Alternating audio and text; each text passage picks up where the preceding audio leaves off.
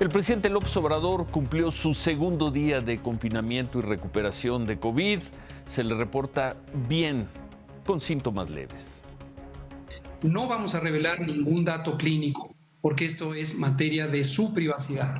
Si en un momento dado el presidente optara por compartir con el público a través de su cuenta de Twitter o nos permitiera a nosotros o nos instruyera a nosotros comentar algo específico, con mucho gusto lo haríamos, pero sería una violentación crasa a la ética médica el revelar cualquier síntoma, cualquier situación que él tenga.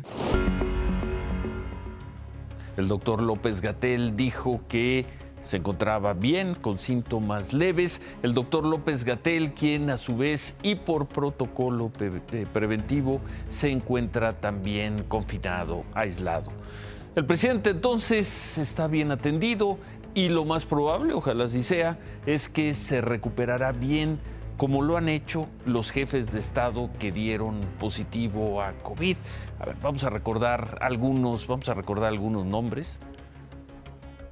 Empecemos por Boris Johnson del Reino Unido, aunque él sí estuvo internado, estuvo en terapia, salió sin mayores problemas, tiene 56 años. Jair Bolsonaro es un poco más joven, 2 años más joven que el presidente López Obrador, el presidente de Brasil, salió también sin problemas.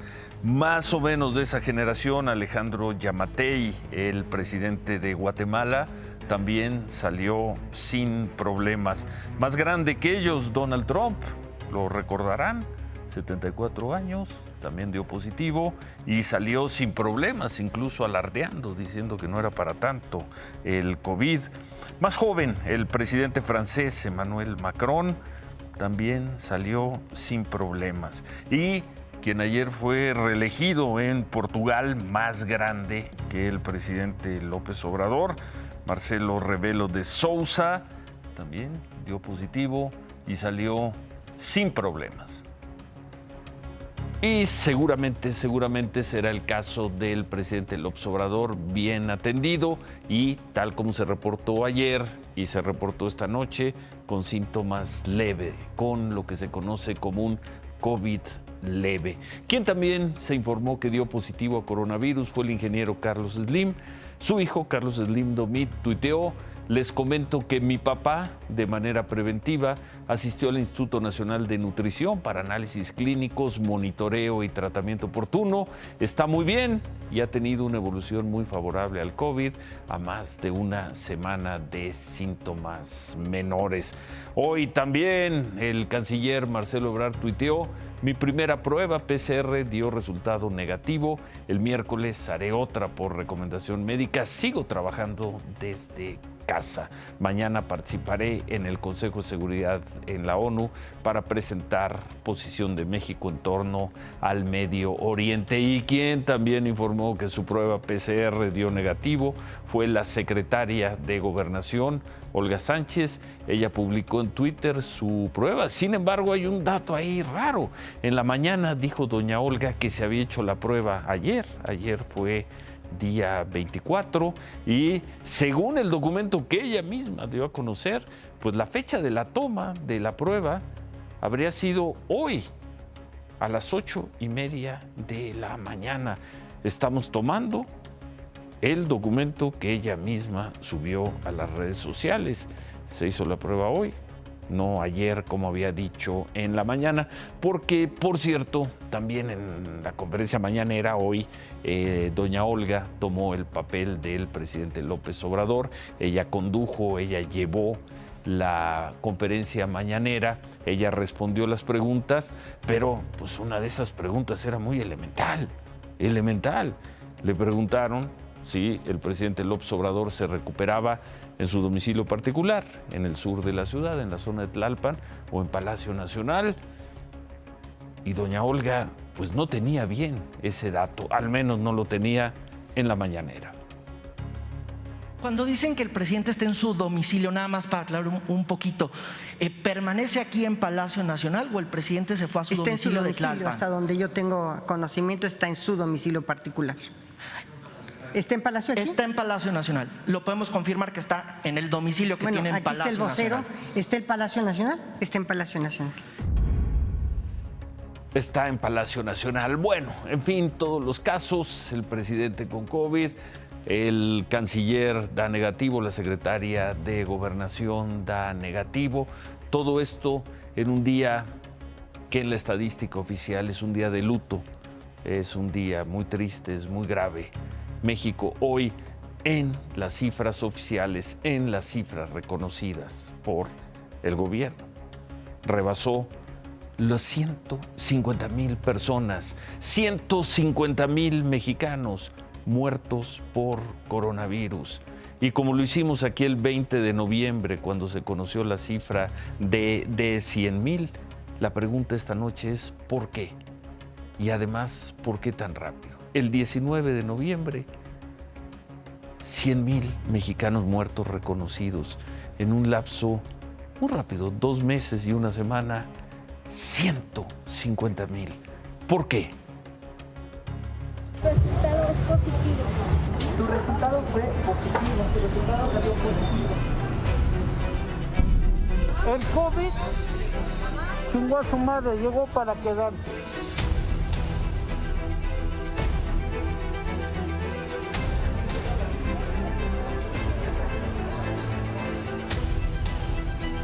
La tienda Best Buy cerrará sus puertas.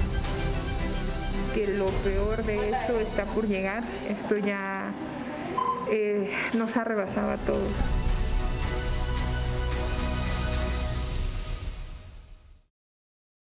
En cuanto al color, es hasta cierto punto intrascendente.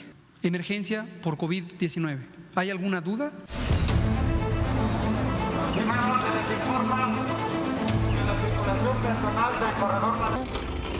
¿Cuántos lleva?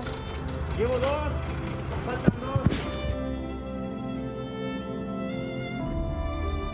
El Estado de México pasa a semáforo rojo.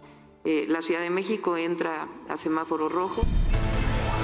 Estamos en contingencia, pónganse cubrebocas correctamente.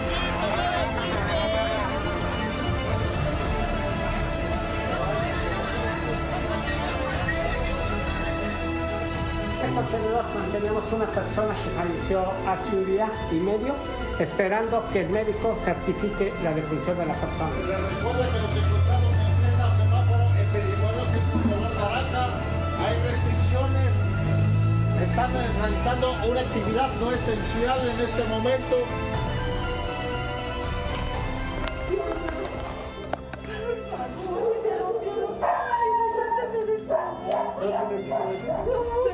El botecito ya ese tanque está lleno. ¿Ya ven, raza? Por gente como esos hijos de su pinche madre, si el pinche COVID no se acaba.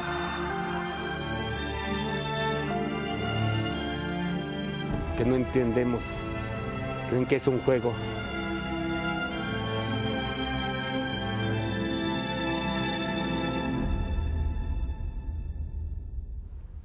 $150,273 vidas reconocidas por las autoridades como muertas por coronavirus. ¿Por qué se llegó a esto? Y la pregunta es no solo para la autoridad o para las autoridades, es también para muchos ciudadanos, como vimos en estos últimos 2 meses, las fiestas, el fin de año, el aumento de contagios. Cuando se escriba esta historia, se recordará que a principios más bien a finales de enero, México, en las cifras reconocidas, rebasó hace un año impensable cifra de 150,000 mexicanos muertos por coronavirus. México, Estados Unidos, terrible también. Kimberly, buenas noches. Buenas noches, Ciro. Justamente en Estados Unidos las cosas no están mejor que en México y por eso te comento que Estados Unidos ya tiene más de 420,000 muertos por COVID. Ya superó los 418,000 estadounidenses que murieron en la Segunda Guerra Mundial y por mucho a los que murieron en la Primera Guerra Mundial, en la Guerra de Vietnam, también en la Guerra de Corea.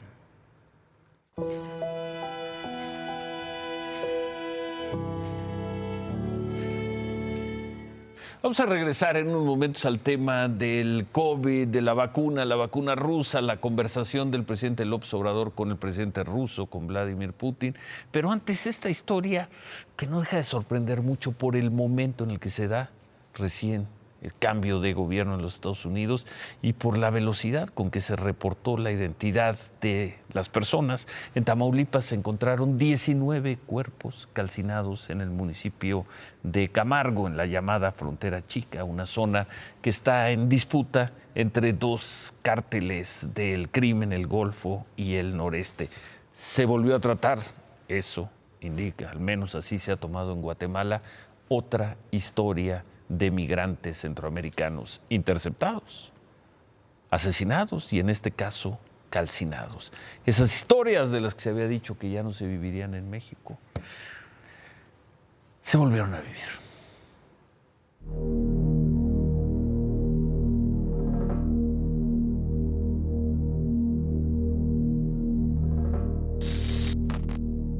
En medio de la esperanza que existe entre los migrantes por la llegada de Joe Biden a la presidencia de Estados Unidos, 19 cuerpos fueron encontrados en la comunidad de Santa Anita en el municipio de Camargo, justo en la frontera con Nuevo León. Autoridades de Guatemala aseguran que la mayoría de esos cuerpos serían migrantes que buscaban cruzar la frontera. Ella se fue con una ilusión para sacarnos adelante porque nosotros estamos de escasos de recursos y ella dijo que la meta le voy a lograr, mamá, por mí no te preocupes, tu hija va a llegar hacia los Estados Unidos, me dijo ella. Yo no pensaba eso, la que yo pensaba eso, mi hija que llegaba hasta allá, pero no logró. La que más me duele, porque el Hijo de Dios la quemó a mi hija, solo lo hubiera dejado asesinado. 13 de estas personas salieron el 12 de enero del municipio de Comitancillo. De acuerdo con autoridades del municipio, familiares ya los esperaban en Estados Unidos. Sin embargo, al ver que no cruzaron la frontera, alertaron a la gente de Guatemala. Fue ahí que supieron del hallazgo de los cuerpos calcinados. Antes de perder comunicación, los migrantes les dijeron a sus familiares que habían pagado unos $500 para que una persona los pudiera cruzar. Aquellos que hicieron esto, espero que solo vamos a orar por ellos y que el castigo lo reciben de parte del Creador que está arriba. Una de las personas asesinadas y calcinadas sería el jugador de tercera división en Guatemala, Marvin Tomás, mejor conocido como El Zurdo. Jugaba en el equipo Juventud Comitec, tenía 22 años y buscaba una mejor vida en Estados Unidos. Luchaba por su vida y su sueño era llegar para que saliera de la pobreza, para que dejara de trabajar de asadón. Pero él se fue para allá y nosotros nos dejó un vacío en nuestro corazón porque él era un joven tan bueno con nosotros. Para agilizar la identificación de los cuerpos, hoy el Ministerio de Relaciones Exteriores de Guatemala citó a familiares de los 13 migrantes. Ahí se les tomó muestra de ADN para poder enviarla a México y realizar la repatriación de los restos, en caso de que se confirme que son los guatemaltecos. Duele mucho. Porque mi hija estaba normal cuando se fue, ya cuando va a llegar todo quemado va a estar. Ojalá que Dios le toque su corazón de ese hijo, porque le hice daño a mi hija, si mi hija no lo estaba haciendo nada. Si él quería matar, pero no si lo hubiera hecho, solo hubiera quitado la vida, no lo hubiera quemado.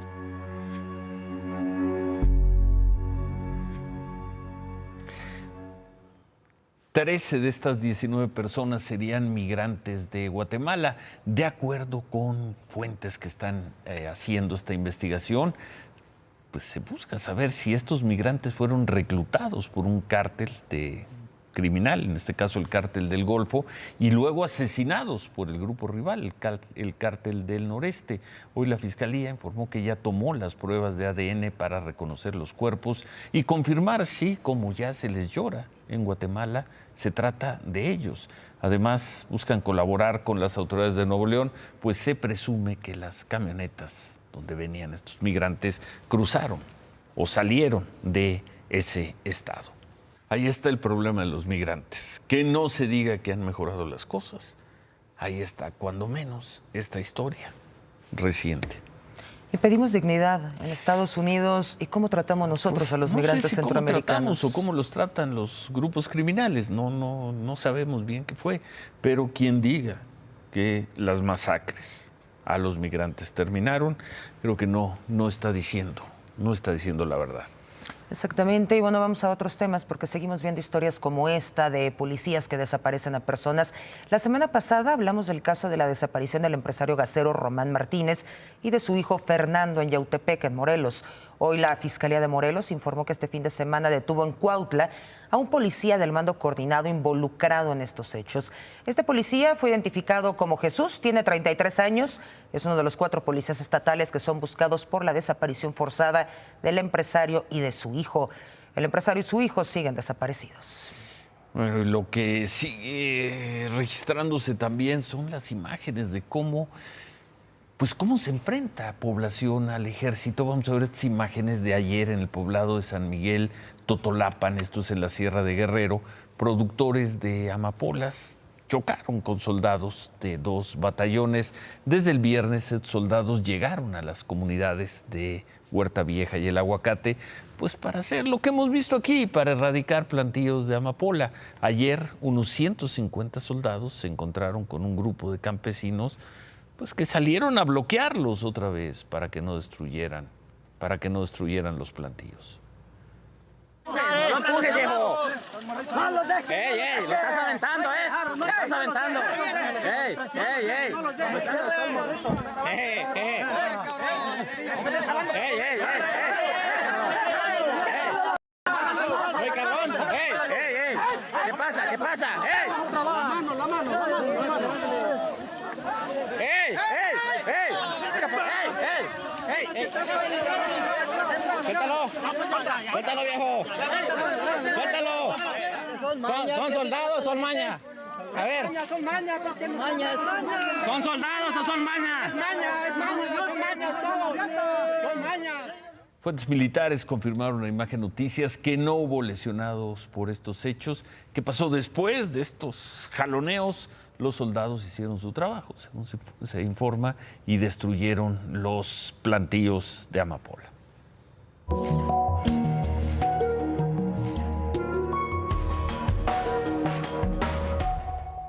Y el INEGI dio a conocer los resultados del censo de población realizado el año pasado, un censo que se tuvo que realizar en plena pandemia, y estos son los resultados. En México ya hay más de 126 millones de habitantes, de acuerdo con el Censo de Población y Vivienda realizado el año pasado por el INEGI. Es decir, que en 10 años la población mexicana aumentó más de 13 millones de habitantes. Según el INEGI, en el país hay casi 3 millones más mujeres que hombres. Las mujeres representan el 51% de la población y los hombres el 49%. El Estado de México es la entidad más poblada con casi 17 millones de habitantes. Le sigue la Ciudad de México con 9.200.000 habitantes y en tercer lugar Jalisco con 8.300.000. La edad promedio de los mexicanos también aumentó. Actualmente es de 29 años, mientras que en 2010 fue de 26 años. Y en los últimos 10 años también aumentó el número de adultos mayores. Para este año ya son más de 15 millones de habitantes que superan los 60 años de edad. Representan a más del 12% de la población y es un grupo prioritario en el programa de vacunación contra COVID del Gobierno de México.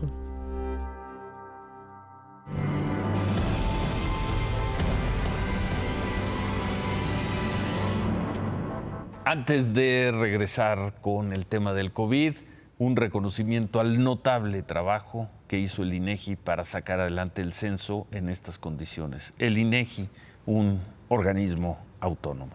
El viernes recordarán, el presidente López Obrador autorizó que los gobiernos de los estados y los empresarios que lo deseen pueden comprar vacunas contra coronavirus.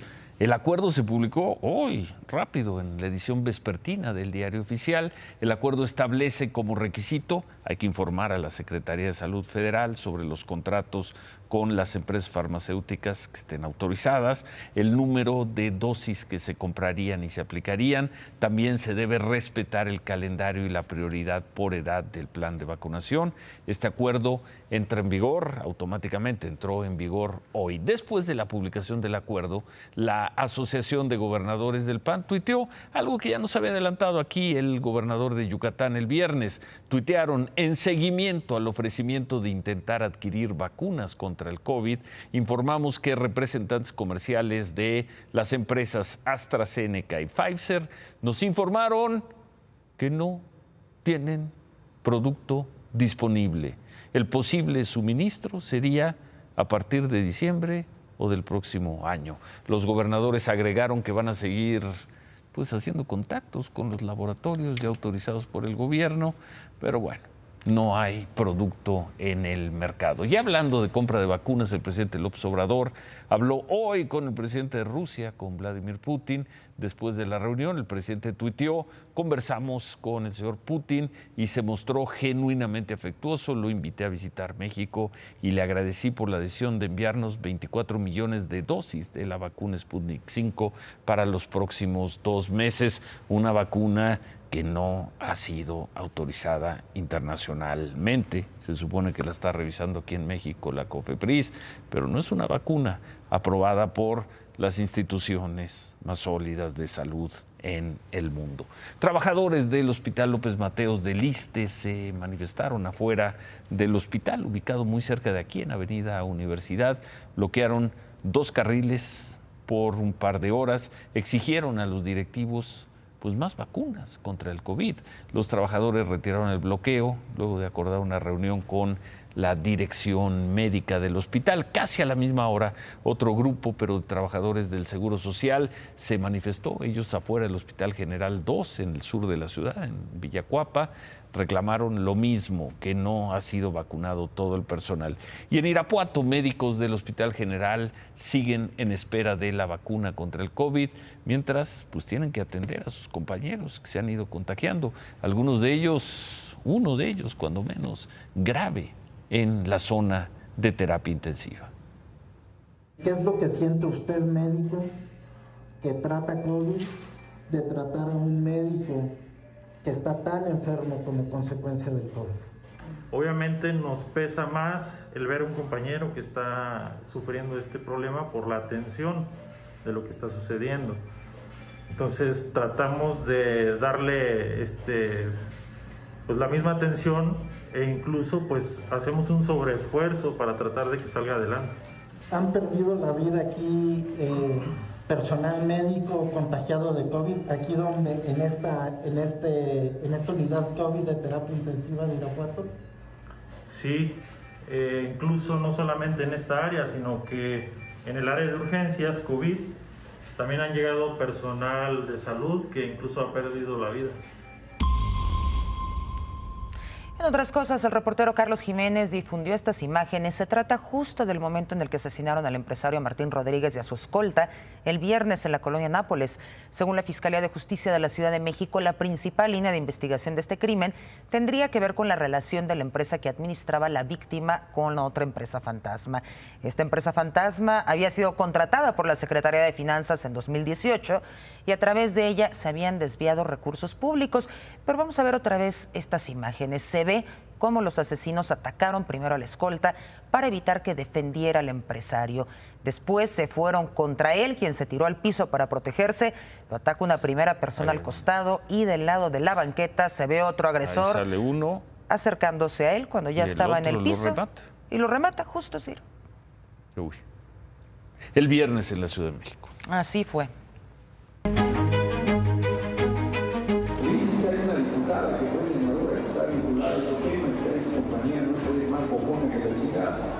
No sé si sea cierto o no, pero es cierto que aquí está uno de los problemas. Hacen elementos para ponerle una chica la próxima vez que abra la boca.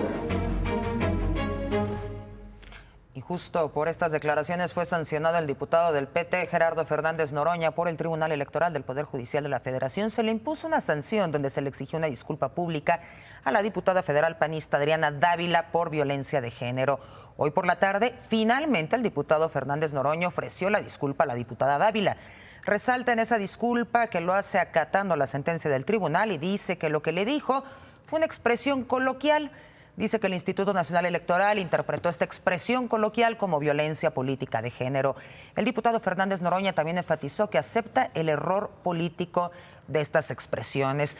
Y bueno, le preguntamos a la diputada federal panista Adriana Dávila si estaba satisfecha con la disculpa de Fernández Noroña. Esto nos contestó. El día de hoy el diputado Gerardo Fernández Noroña me ofreció una disculpa pública a través de sus redes sociales luego de que el TRIFE le ordenara acatar la resolución del Instituto Nacional Electoral. Más allá de las motivaciones que el diputado haya tenido para hacerla, este es un gran paso para las mujeres, acudir a las instituciones para la defensa de nuestros derechos. Sin embargo, estaré atenta a que el diputado cumpla con el resto de la sentencia. Primero, que tome los cursos que debe tomar sobre perspectiva de género y nuevas masculinidades que ofrece la Comisión Nacional de los Derechos Humanos. Segundo, que el Comité de Ética de la Cámara de Diputados continúe con el procedimiento para cumplir esta sentencia que se planteó. Pero la más importante, que es la tercera, es que no se repita la conducta. Por ningún motivo, ninguna mujer más, ninguna política más debe recibir ofensas por parte del diputado Gerardo Fernández Noroña. Ni hablar, quien tenía que aceptar la disculpa era la diputada Adriana Dávila, ya la aceptó. Yo me quedo con dudas. ¿De la expresión coloquial? Dice Fernández Noroña, fue una expresión coloquial. Denme elementos para ponerle una chinga. Bueno, en fin, así es. Se aceptó la disculpa. Así es, Ciro. Gracias, Kimberly. Esta mañana, como se había anunciado y lo había comprometido el gobierno de la Ciudad de México, reinició operaciones la línea 1 del metro, la que corre de Pantitlán Observatorio. Solo dieron servicio 16 trenes. Autoridades del metro informaron que la ocupación promedio fue de un 50% por trenes. Llegaron menos usuarios de los esperados y pues funcionó razonablemente bien o funcionó bien el metro. La reapertura de otra línea dañada por los incendios de hace 3 semanas, la línea 3, está programada para el lunes y para dentro de 2 lunes la línea 2. Cerramos con los números del mundo. Ya comentábamos el caso de Estados Unidos, 420,000 muertos, y México pues prácticamente ya en los mismos números que la India en cuanto a personas muertas. En cuanto a las últimas 24 horas, como suele ocurrir los lunes, la cifra en México no fue tan alta. Casi 130,000 contagios en un día en Estados Unidos.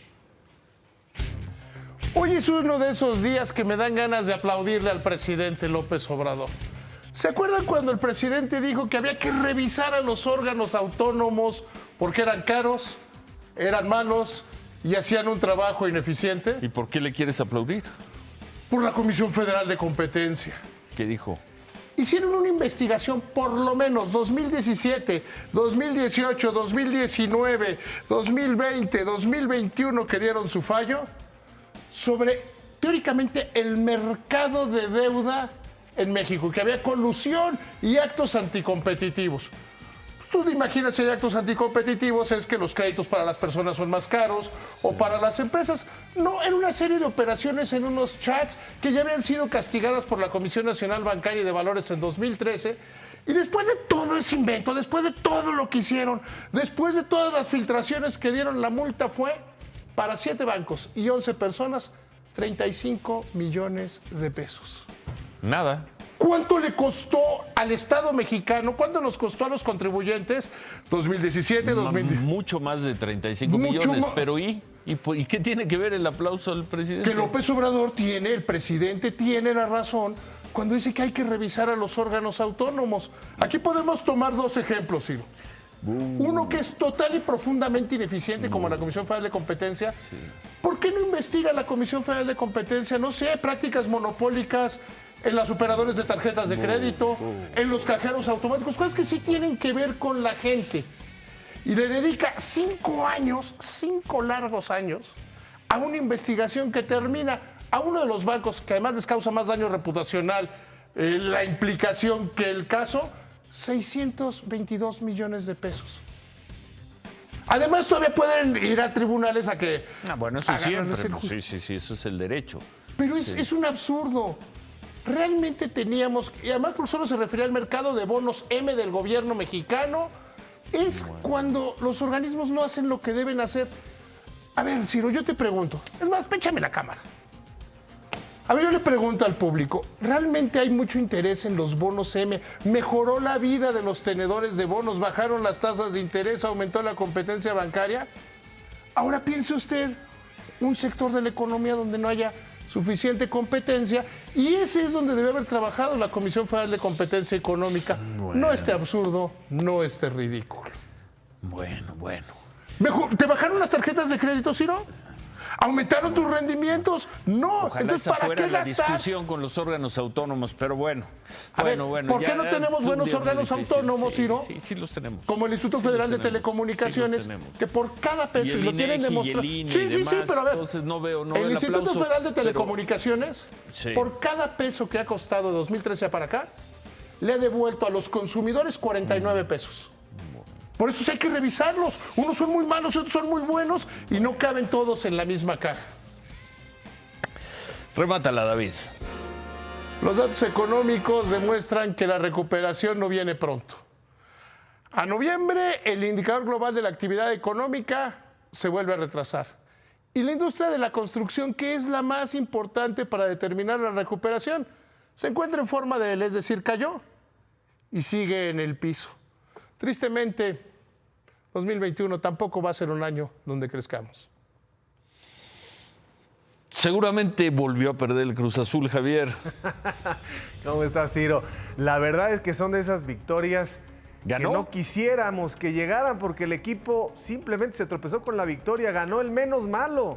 La realidad es que no puede engañarse, gana y esto desde luego reconforta, pero están muy lejos del nivel. Se quedaron todavía en el 2020. Regresamos con eso y además, Ciro, 40% de los futbolistas en México se han contagiado. ¿En dónde hay ese índice? ¿En cualquier otro grupo que me digas? En ningún lugar. Bueno, regresamos con Javier y con que siempre no será mañana, siempre no, cuando comiencen a declarar los acusados por Emilio Lozoya, quien Emilio Lozoya acusa. Y ahora, ¿por qué no? ¿Por qué no va a ser mañana? Volvemos con eso. Para mañana estaba anunciada la primera audiencia de los acusados por el exdirector de Pemex, Emilio Lozoya.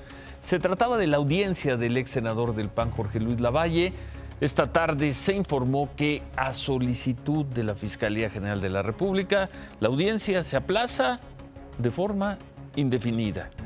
Lozoya señala que Jorge Luis Lavalle recibió sobornos para aprobar la reforma energética en el sexenio pasado y, hasta donde se conocía, la Fiscalía General de la República le iba a imputar mañana asociación delictuosa, cohecho y lavado de dinero.